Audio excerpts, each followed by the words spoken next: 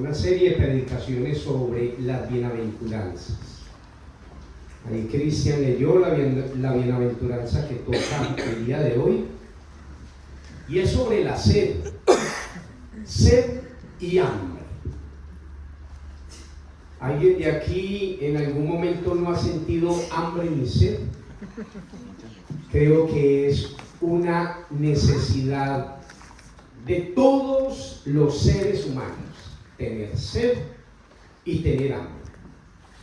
Cuando alguien practica un deporte, necesariamente debe de estar hidratado para tener un buen rendimiento sin descompensar su cuerpo.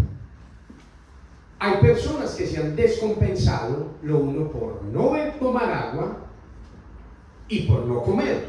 Su cuerpo entra en un estado y la persona tiene que de nuevo darle los líquidos correspondientes para que esta persona pueda de nuevo levantarse. La sed es el ansia de beber líquido causado por el instinto básico del ser humano. Los animales también beben agua y es un mecanismo esencial de regulación del contenido de aguas en el cuerpo, y uno de los primeros síntomas de deshidratación, y se produce por una carencia de hidratación o por un asunto de la concentración de sales minerales. Pero Jesús, como es sabio, entendido, sabe todo, nos creó a nosotros en algún momento. Jesús utiliza esta figura, este instinto más básico del ser humano, para relatar una bienaventuranza. Lucas 6:22, aunque no es el pasaje, pero tiene que ver con esto, dice: bienaventurado los que ahora tenéis sed. Mateo 5, que es el pasaje que vamos a tratar hoy, Mateo 5:6 nos dice: bienaventurado los que tienen hambre y sed de justicia, porque ellos serán saciados. A lo largo de todas las escrituras se usa la figura de la sed y el hambre para mostrar la condición del ser humano, ya sea por necesidad o por satisfacción. Las primeras tres bienaventuranzas vienen desencadenando un concepto profundo de aquel que es bienaventurado, de aquel que es feliz, de aquel que es dichoso. Mi esposa predicó en alguna ocasión esta bienaventuranza, algunas de estas bienaventuranzas.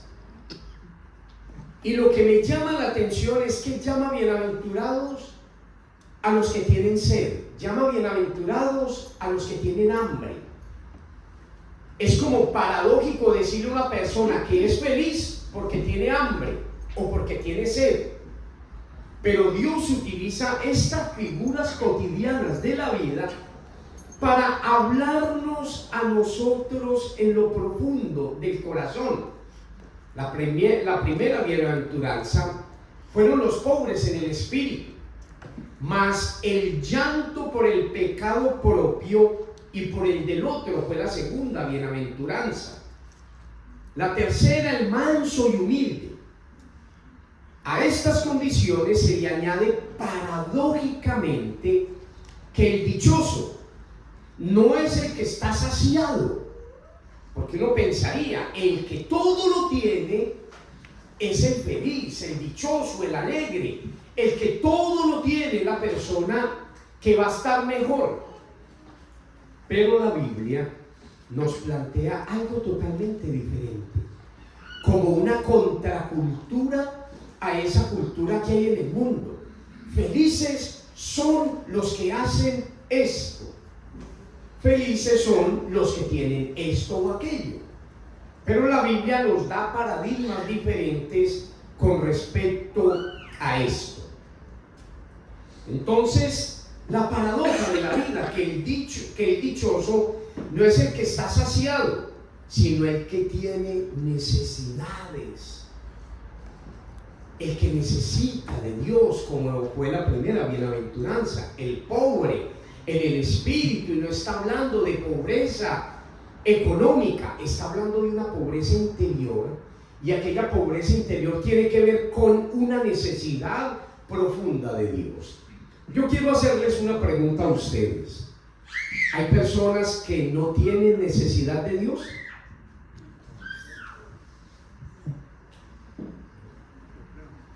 ¿O todos necesitan de Dios? Eso es una cosa. Todos necesitan de Dios, pero no todos quieren de Dios. No todos tienen la necesidad de Dios, porque viven vidas que van en contra de la voluntad de Dios. Jesús nos está diciendo con esto que no hay ningún ser humano que no pueda ser dichoso, puesto que la sed y el hambre es una realidad que trasciende los tiempos, las edades y las razas. Si hemos tenido sed física y hambre, sabemos de lo que Jesús en estos momentos nos está hablando. Si yo me siento con un niño en estos momentos a decirle, ¿tú has tenido sed? El niño me va a decir, sí. ¿Has tenido hambre? También. Los ejemplos que el Señor nos plantea en la Biblia son ejemplos básicos, cotidianos, que cada uno de nosotros lo puede entender. Cada uno de nosotros ha tenido sed, cada uno de nosotros ha tenido hambre, pero la pregunta es, ¿qué sed y qué hambre he tenido yo? La Biblia se refiere a esta necesidad para describir una búsqueda interna de una necesidad profunda que generalmente tiene que ver con la existencia del ser humano. Los salmistas se declaraban con esta necesidad, como el siervo, como leyó Rudo Cristian, como el siervo brama por las corrientes de las aguas, así clama mi alma por ti, oh Dios.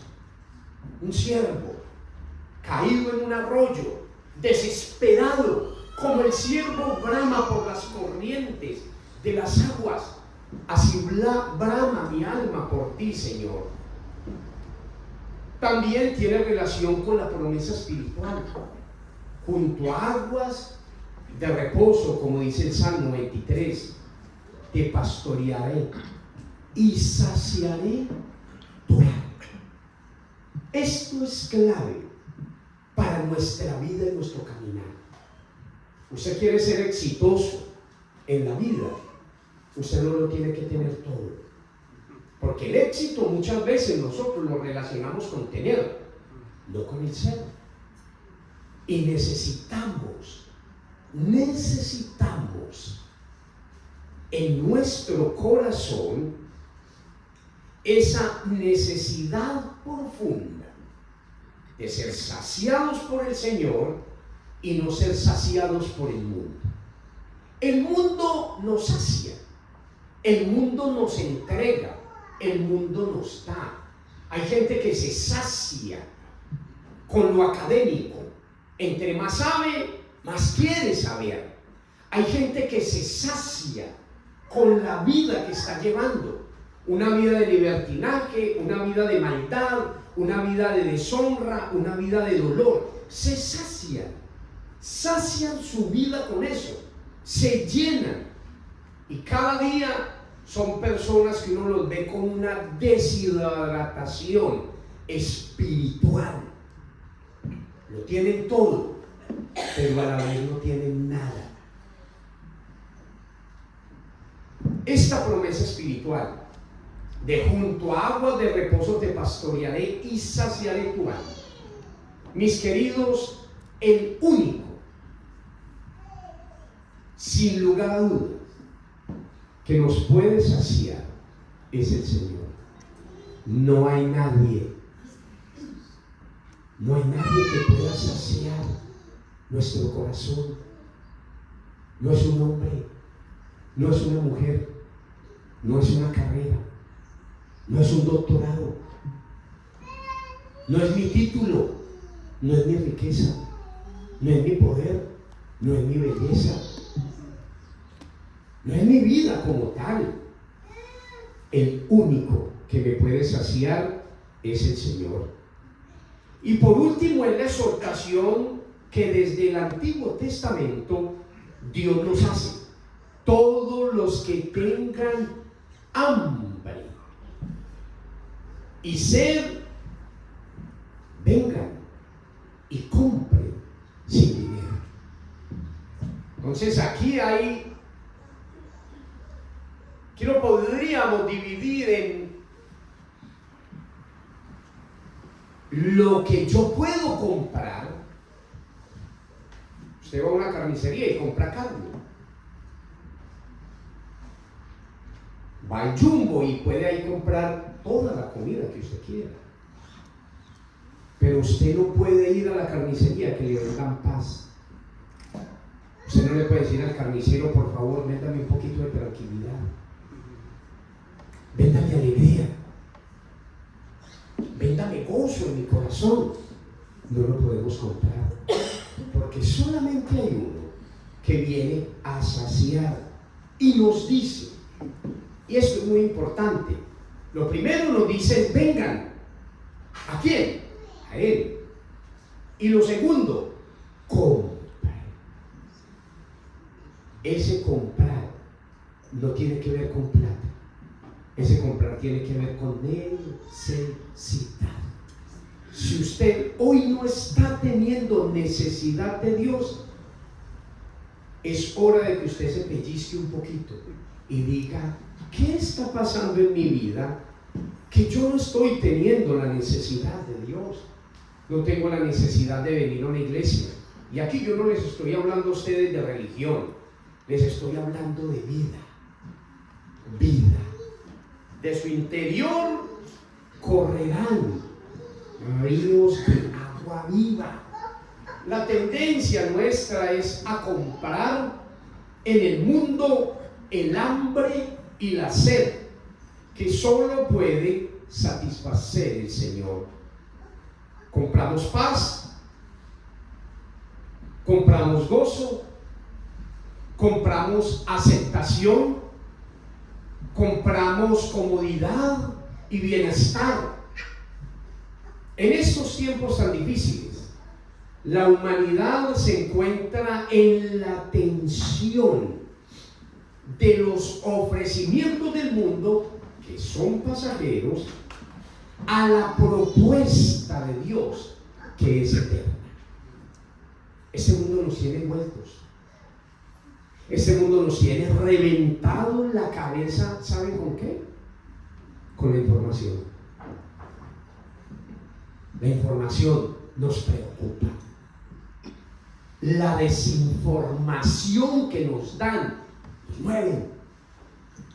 mueven.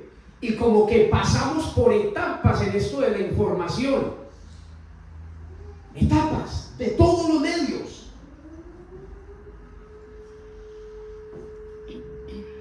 Dios nos dice, vengan y compren sin dinero. El mundo dice, venga y compre con su dinero. Tranquilidad, gozo, paz, alegría. Así como la naturaleza es tener hambre por lo menos 3 veces al día, todos los días, físicamente hablando, naturalmente todo ser humano nace con una necesidad de llenar su corazón, hablando espiritualmente y emocionalmente.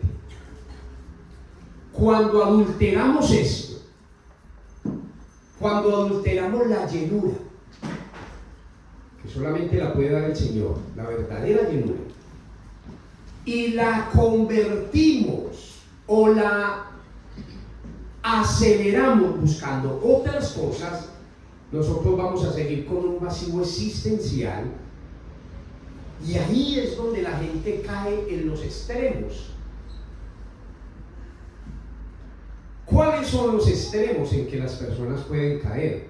El alcohol, el hedonismo, el trabajo, se vuelven trabajólicos, el deporte, extremo, quiero verme bien, no quiero envejecer, no quiero que se me caiga el cabello, no quiero esto, no quiero arrugarme. Pero la mala noticia es que algunos de ustedes, a mí ya se me cayó el cabello, pero hay algunos que yo veo acá que se les va a caer el cabello, que se van a arrugar más, y la vida nos va a llegar y nos va a ir dando como esos golpes, y nos va a ir mostrando que la vida es así, pasajera.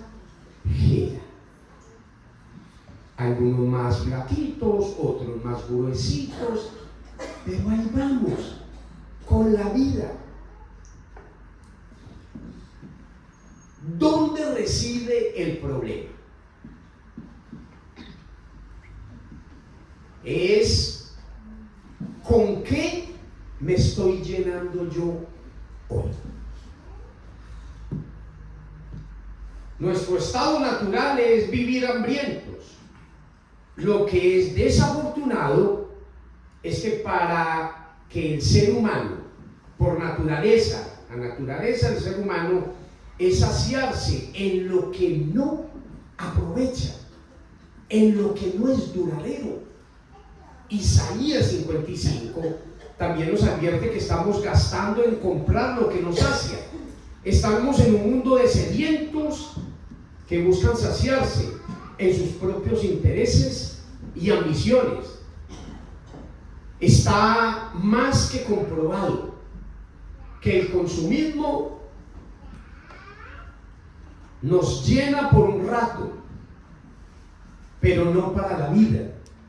Igual los estudios, el dinero, el trabajo y cada emprendimiento y deseo que usted tenga. Cuando una persona está desnutrida, tiene dos problemas. Siente hambre, es decir, el estómago está vacío. Lo segundo es que presenta una falta de nutrientes que le permitan al cuerpo vivir con el balance que necesita. Una persona desnutrida puede fácilmente llenar el vacío de su estómago con cualquier porquería, digamos con comida chatarra, que por cierto es muy rica y que por cierto es adictiva. No hay nada más rico que unas papas fritas, ¿cierto? Y muchos aquí les gustan las papas fritas, yo no las conozco. Pero ¿sabe qué crea eso? Son adictivas. Nos encantan.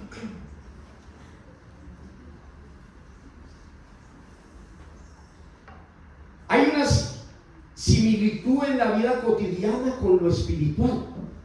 No podemos ser anoréxicos espirituales. Así como no es normal que una persona no sienta ganas de comer nunca, tampoco es normal que un creyente no sienta nunca el deseo de orar, de leer la palabra, de congregarse, entre otros.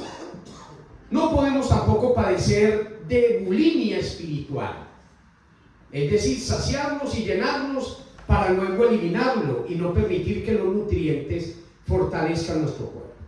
Tampoco podemos pretender que el evangelio venga en cajitas felices.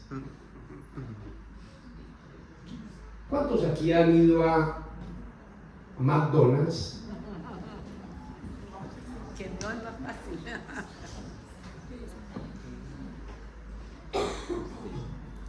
Yo lo conocí aquí. Y alguien me invitó a comer McDonald's. Me encantó. Muy, muy rico. Es comida chatarra que sacia por un momento, es como la pasta, los fideos o el pan, y come bastante y al rato usted ya tiene hambre y quiere comer más de eso.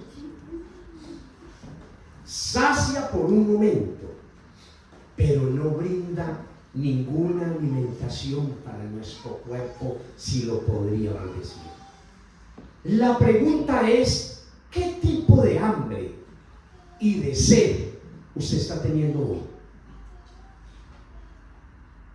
Jesús nos invita a no llenarnos de cualquier cosa. Su invitación para cada uno de nosotros es que anhelemos en lo profundo del corazón la justicia. La expectativa de Dios para con Israel fue exactamente la justicia. Isaías 5:1 al 7, el Señor se lamenta porque Israel no cumplió su propósito. El labrador es Dios, la viña es Israel. Dios manifiesta que Él hizo todo por este viñedo, lo cuidó, lo labró, pero Israel no dio el fruto esperado. Las uvas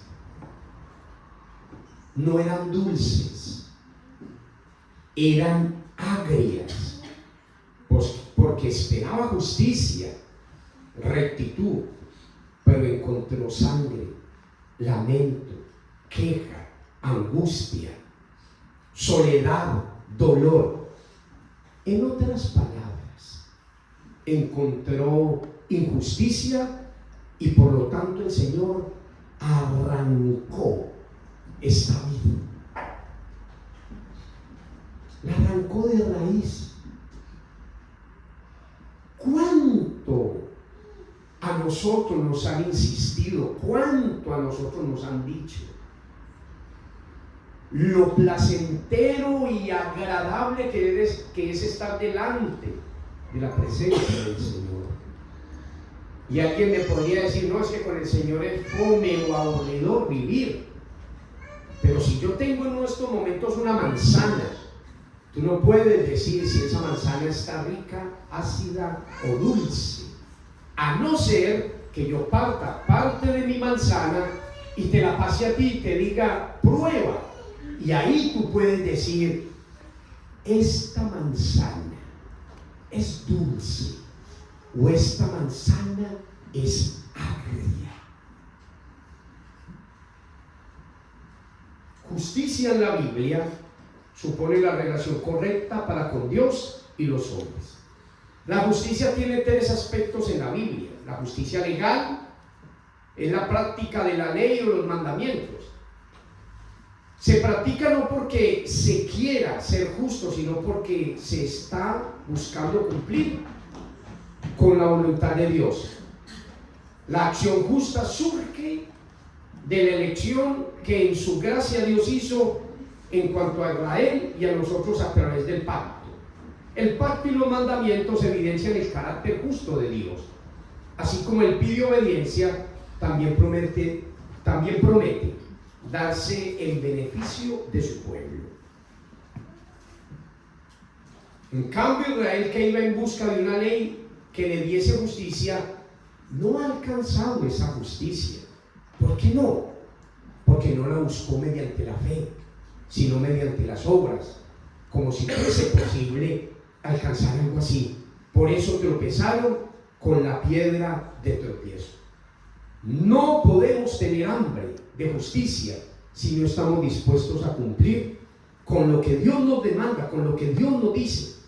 No como Israel que los trató de cumplir desde el legalismo, la religión, el vestuario, lo que yo hago. Debemos cumplirlo desde la relación íntima con Jesús, quien operó la justicia desde la misericordia y el amor. Que en el momento que nosotros nos acerquemos al Señor, no nos acerquemos a Él con nuestros presupuestos. No, es que me tengo que vestir de X o Y forma. Los evangélicos o los canutos, como lo dicen aquí en Chile, están marcados por un vestuario. Al que ven con corbata y terno, ese es canuto, ese es evangélico, ese va a una iglesia. Muy triste. El cristiano no se conoce por vestuarios. El cristiano no se conoce por venir a una iglesia. El cristiano no se conoce porque use jean o use falda, porque se peine de X o Y forma. El cristiano se conoce a partir de aquella relación que ha tenido con el Señor. Lo segundo, la justicia moral, es la conducta que agrada a Dios. Se tiene una buena conducta cristiana para el ser modelo delante del Señor. Mateo 5:20 nos dice: porque les digo a ustedes que no van a entrar en el reino de los cielos a menos que su justicia supere la de los fariseos y la de los maestros de la ley. Apariencia. No necesitamos apariencia, necesitamos ser normales.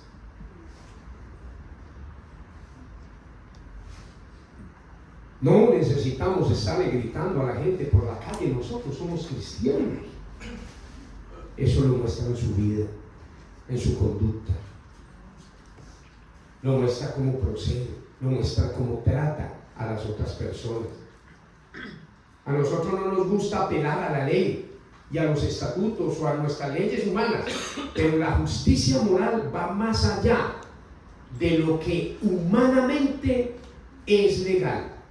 El problema de los fariseos fue que convirtieron la ley en un yugo, en una opresión, lejos del amor y la misericordia. Ustedes tienen que vestirse de esta forma. Ustedes tienen que cumplir ciertos ritos. No. Dios apela a nuestra voluntad. Por ejemplo, en muchos países está legalizado el aborto, pero moral y bíblicamente no podemos aceptarlo. ¿Por qué? Porque ese embrión no fue hecho por un hombre, fue la propia voluntad de Dios. La ley puede darnos derechos que la Biblia nos quita, y el que tenga hambre de justicia renuncia a sus derechos legales. Si es necesario para lograr vivir conforme al Evangelio, podríamos decir entonces que si yo miro con desprecio a mi hermano, le estoy dando una condición de menor, una condición menor a la que ya Dios le dio. Recordemos que Dios todo lo dio por cada uno de nosotros. Y nuevamente recordar la historia de Filemón, que renunció a sus derechos de amo para resignificar la relación con su esclavo. Se volvieron amigos. Ya no es un amo a esclavo, sino un hermano a hermano. Yo te amo, no por lo que tú eres o por lo que haces, te amo por lo que eres como persona. Y por último, la justicia social.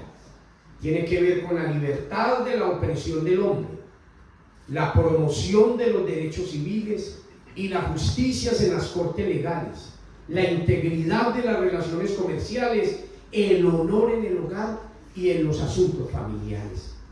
Jesús está diciendo que los que van a ser saciados son los que tienen esa necesidad de ser suplidos de justicia, y estas palabras ya están declaradas en el Salmo 107. El Señor apaga la sed del sediento y sacia al hambriento. La invitación, mis queridos, es a que nos declaremos hambrientos y que dejemos que el Señor nos sacie. Y termino con el consejo de Jesús en Mateo 6:33. Mas busquen primeramente el reino de Dios y su justicia, y lo demás, ¿qué pasa? Se añadirá. Dios te va a añadir, te va a dar. Cuando tú te preocupas por lo de Dios, Dios se va a preocupar por tu necesidad. Cuando Dios es tu prioridad, Dios te va a dar, Dios te va a saciar.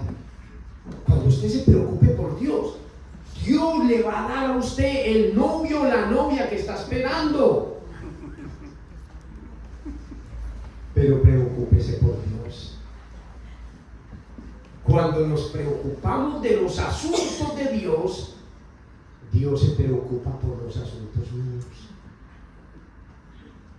Mis queridos y queridas, que el Señor les bendiga. Voy a orar. Va a haber de nuevo otra alabanza que las niñas van a cantar. Y luego va a haber, tenemos un rico café con una sorpresa. Entonces, todos ustedes